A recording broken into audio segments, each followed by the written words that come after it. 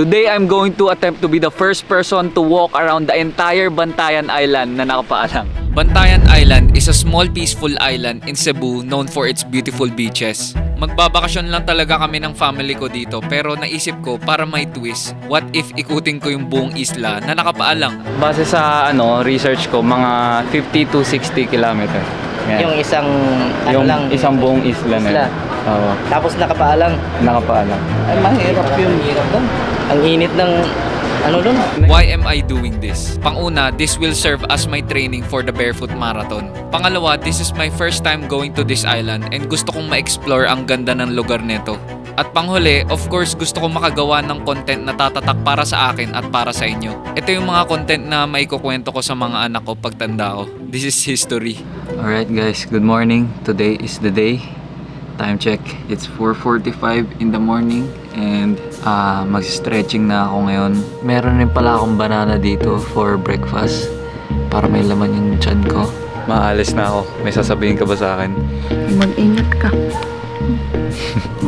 Alright guys, today is the day. Naglalakad na ako. Nakalabas na kami sa Cota Beach. Rekta na kami papuntang highway sa may bridge. Para sa aking support, makakasama ko dito sa lakbay ang aking dalawang wingmen na lokal lang Bantayan, si Justin at si Raylan. Kasama ko sila para ma-ensure ang aking safety at siguraduhin matapos ko ang loop na walang daya. For context, right now we are at Cota Beach at ang susunod na destinasyon natin ay ang Cota Park na may layong 21 kilometers. To be honest, kung tatakbuhin mo, 2 hours lang baka makarating ka na eh. Pero kapag lalakarin mo ng nakapaa, ibang storya lalo na mainit dito sa Cebu. We're almost at 3 kilometers. Grabe to si Justin, sinasamahan talaga ako. Exercise. Tapos pag mainit na, doon na siya sa motor. Umiinit na guys, yung sahig natin. Medyo nararamdaman ko na yung init. Sa mga unang kilometrong paglalakad, pansin ko talaga na mababait yung mga tao dito. Although wala pa namang nawiwirduhan sa akin, mas maganda. Ganda dito guys. Talagang nililinis talaga nila dito yung paligiran nila. Morning po, Nay. Morning po. Init. Init kaayo. Oh, init kaayo. Mabait nila. Solid. Actually, may nakakilala pa nga sa atin kaya mas lalo akong nagulat nung kinausap ako. So, pati mga lokal dito, suporta sa akin. Chill muna, chill. Sir, what do you do for a living, sir? Ambot lang yung okay po. Nag-transition muna tayo guys. Paitira to eh. Alright guys, panibagong bridge. We're in, I think, 8 to 9 kilometers in. So far, so good. Sumakasakit na rin yung mga balakang ko, pero normal lang to. Dito na siya, guys. Pinapahirapan niya yung sarili niya, guys. So ito na guys, yung itsura ng paa ko. Ayan, ito yung kanan, ito yung kaliwa. Okay pa naman. Di pa tumitirik talaga yung araw eh. So okay pa to, kahit pa paano. Di ba? Yes. 10 kilometers in, talagang nararamdaman ko na ang init ng sahig. Ang bilis umangat ng araw pare. Sabayan mo pa ng mga taong napapatanong o napapalingon sa kung ano na ba yung ginagawa ko dito. Kala siguro nila ako si Philippine Looper eh, pero si Spart lang to tol. Everyday host ko. Mainit ang siminto. Okay lang yan, yun yung challenge. Sige po, salamat po, thank you po. Ingat po kayo. Eventually, nagutom na rin ang support crew sa kakaintay sa akin. Kaya nag-decide muna kaming kumain para dire-diretso na ang lakbay. Nakakita kami kan Anandre, guys. Gutom na kayo. Nagulat ako sa presyo ng mga kinain namin kasi sobrang mura. Iba talaga pag nasa probinsya kayo, no? So, 95 lahat. Alright guys, alis na ako. Katapos lang namin kumain. Fuel na ulit. Let's go. 3 hours na lang. 3 hours na lang. Let's go! 12 kilometers in. Masakit na yung paa ko. And yung diskarte ko is nandito lang ako sa gilid para hindi ko maapakan yung sobrang init kasi sobrang init na ng panahon ngayon. Ito yung biggest challenge dito. Hindi lang in distance pero pati yung environment. Hindi ako mag-act na sobrang superhuman ako kasi masakit talaga siya. Habang ako nilalabanan ng sarili, sila Justin naman naghanap na ng bagong tatambayan dahil approaching na kami sa barangay Tamiao. Halfway mark papunta sa una naming destinasyon. Kunti na lang. Grabe. Solid na solid yung paa niya, guys. Siguro binigyan siya ng power ni God. Init tao eh. Like God said, no rest, no story. Nanginginig o, tingnan mo. Ayun o.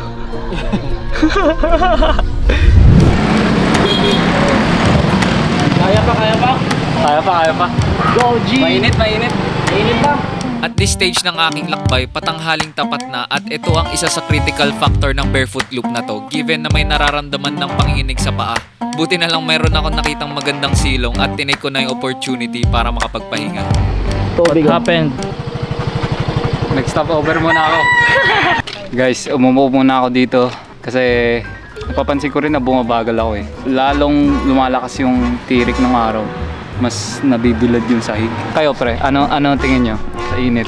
Napagod nga kami sa ano eh. Kahit nakamotor kami, napagod niya kami. Para maniwala sila, pumapasok ba ako sa motor, umaangkas ba ako? Hindi naman. Kaya kasya. Guys, ang dami nakalala sa atin dito. Meron rin.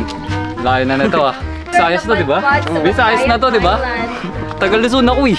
Yeah. Malaking bagay sa akin ng kada tigil dahil dito ko lang napapahinga at napapalamig ang aking talampakan.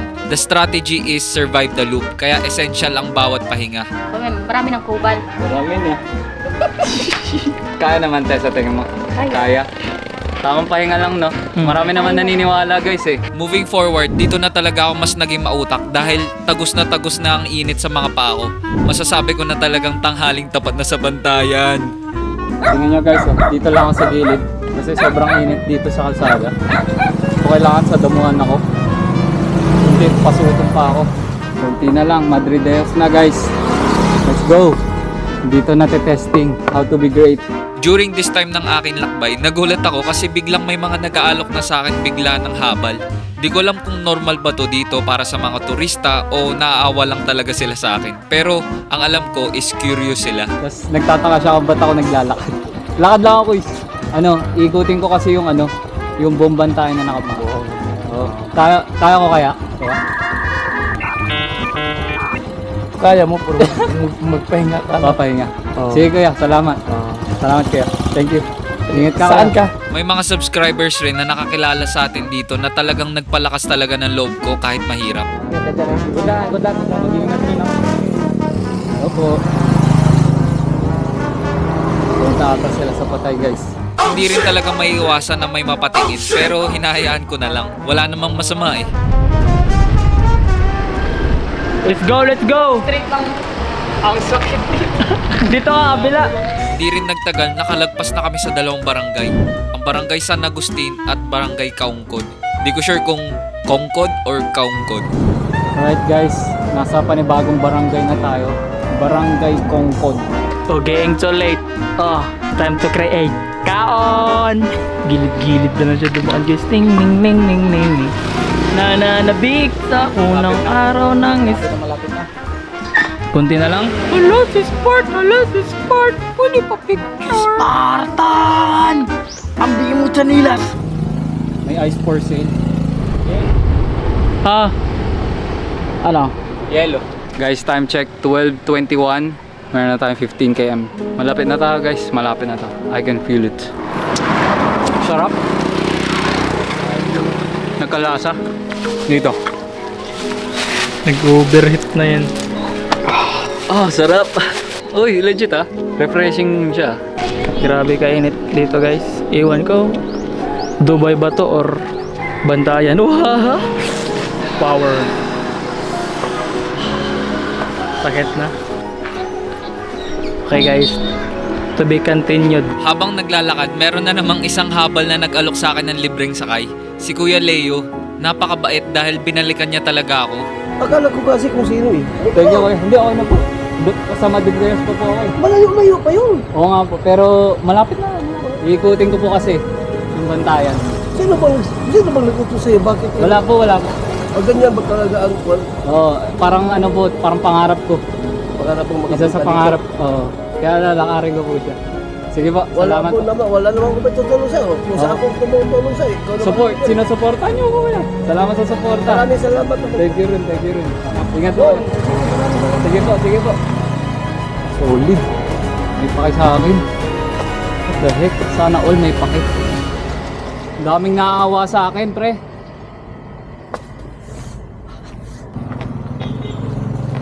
Oh. Grabe ang init. Holy shit. Ang init. Ang malupit, binalikan pa kami ulit ni Kuya Leo para magbigay ng skyflakes at tubig. Sana kayo lang po may kapal. Salamat kuya. Walang anuman po. Ingat. Walang iya. Iba talaga hospitality dito, no? Alright guys, malapit na tayo sa first stop natin. 8 hours of walking, less than 2 kilometers na lang tayo. Let's go! 58 minutes! Kunti na lang. Sa tingin niyo ba guys, kaya niya tapusin tong briefing niya? Sana nga kaya niya tapusin to guys. Okay, kapoy naman good. Hello po. Hindi po mag-picture. Opo, sige po. 17 kilometers in. Malapit na ako sa Madridejos. Ito na. Nasa Barangay Malbago na ako. Kunti na lang.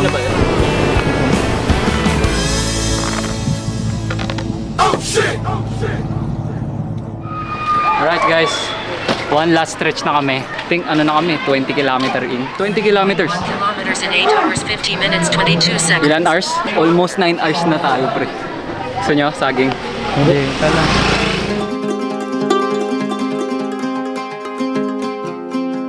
Sa panghuling stretch ng aking lakad patungong Kota Park, may isang lalaking lumapit na naman sa akin at biglang nag-abot ng brown bag na may laman na tsinelas. Ay, chinelas! Binili na ako chinelas, guys! Sobrang random kasi sinabayan niya ako maglakad at na-share niya bigla na may kidney disease daw siya dati at napagaling daw siya ng Panginoon. Taga Palawan kasi ako eh. Ah, Tapos pumunta ako ng Masbate dahil may sakit din ako. Yung gawain niya ng Jesus Miracle, yan marami diyang nagtestify na sila pinagaling ng mahal na Panginoon. so okay ka na ngayon? O 100% pinagaling ako ng mahal na Panginoon. Hindi ko rin alam bakit siya nag-share about sa sakit niya pero ako habang nakikinig, naluluha na lang ako dahil naisip ko rin ng sitwasyon ko na may diagnosed cavernoma. Isa rin akong lumalaban at isa rin to sa reason ko kung bakit ko gustong matapos tong loop. Para mapatunayan na kaya ko gumawa ng imposible para sa sarili ko. Parang pinaiyak ako. Bakit? Binili na ako ng chinelas. Eh, ako may sakit ako, diba? Dapat na tayo eh. Sabi ko pumunta tayo, mauna tayo sa kanya, bibili natin sinilas, balikan natin siya. Sa akala namin, lumiko na siya, hinahanap-hanap namin kung saan siya pumunta. Pagkatapos namin magpaalam kay Kuya Jose, sa wakas, nakarating na rin kami sa bayan ng Madridejos.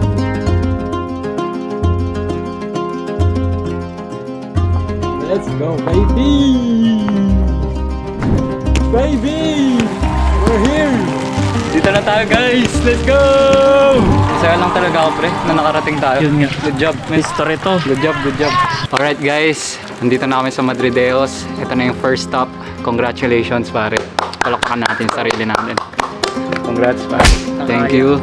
Thank you, thank you, thank you, boss. Time check natin. 3:43. Hindi ko in-expect na hapon tayo makarating, pre. Naging cause nun is yung init. Makarating kaya tayo Kota Beach sa pinanggalingan natin ng ngayong araw rin. Kaya. Kaya. Kaya. Mas mabilis tayo kasi ang daming aso. Here we go. Here we go. Dito sa Kota Park, may magandang bridge na pinupuntahan ng mga turista.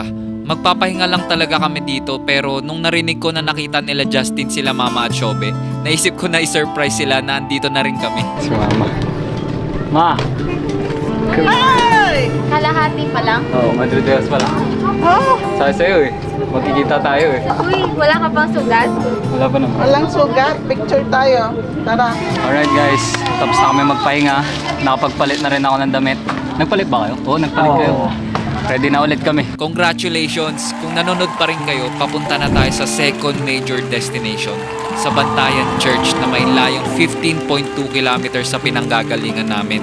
Malayo-layo pa, kaya naghanap muna kami ng makakainan para tuloy-tuloy na. Let's go, lakad ulit. Tara.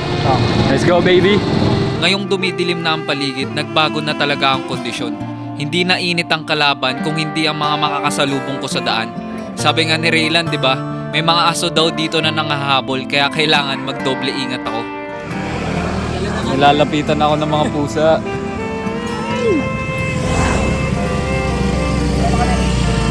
Guys, nakakita ko ng classic na laruan dito sa probinsya. Yes, sir. Sa Lagubang. Kanyari. May bagong kaibigan ako eh. Nagkasama ka na? Oo. Papangalan kitang si Joey. Inaamin ko na nakakatakot na maglakad sa gabi, lalo na't hindi naman ako taga dito. Buti na lang may mga ilaw sa ibang parte, pero maya't maya bigla akong nakarinig ng mga asong tumatahol.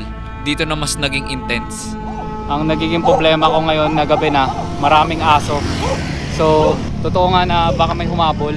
Kasi kanina may humabol sa akin, di ko na-record. Pero dahil dito sa tungkod ko na to, natatakot sila. So, malaking bagay itong tungkod na to, guys.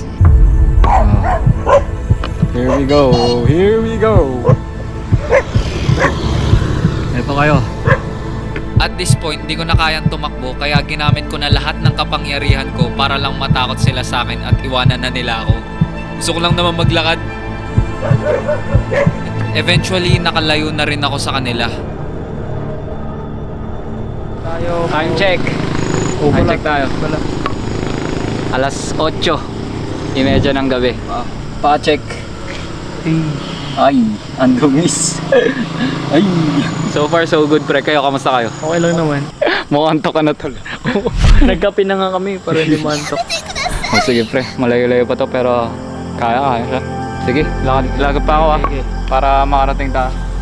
Nandito na ako guys. You are now leaving Madridejos. Palis na ako dito sa Madridejos guys. Alam nyo, kahit pagod na, hindi ko rin talaga maiwasang matuwa dahil sa ganda ng exit ko dito. Pero alam kong kailangan ko magpatuloy umabante paharap dahil malayo-layo pa ang aking lakbay.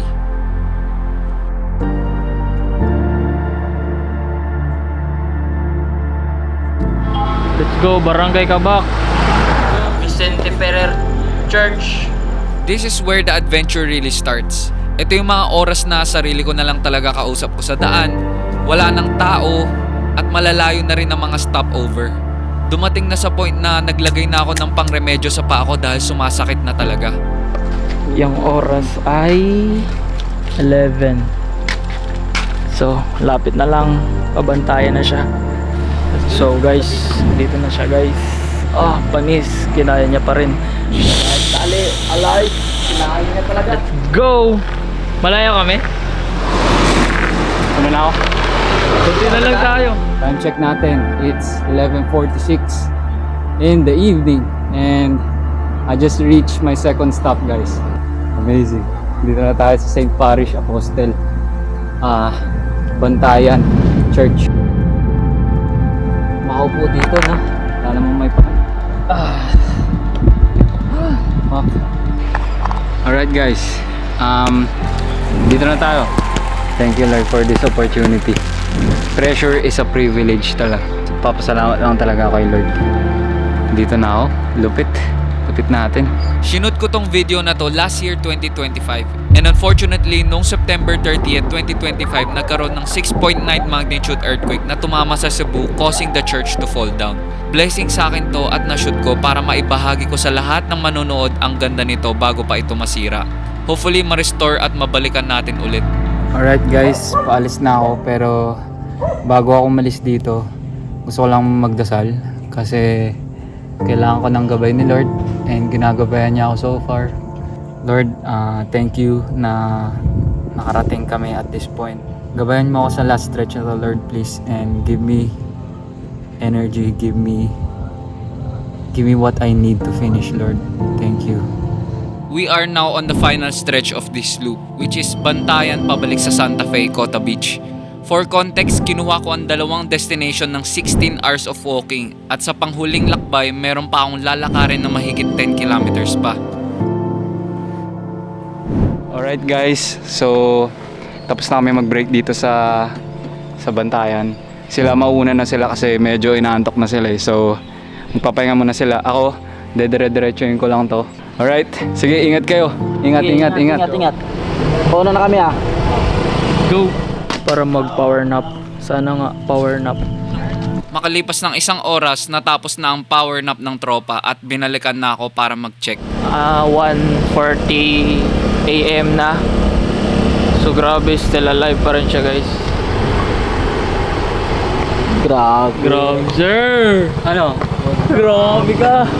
At this point, iniinda ko ng sakit, pagod at antok. Kaya ito na ang final boss ng lakbay, sigurado. Ingat ka sa ano mo. Madami na ngayong lasing na umuwi. Dito ka lang, okay. Okay lang dito. Baka magip ka ba? Mabilis pa na magpatakbo. At 2:30 in the morning, eto na itsura ko.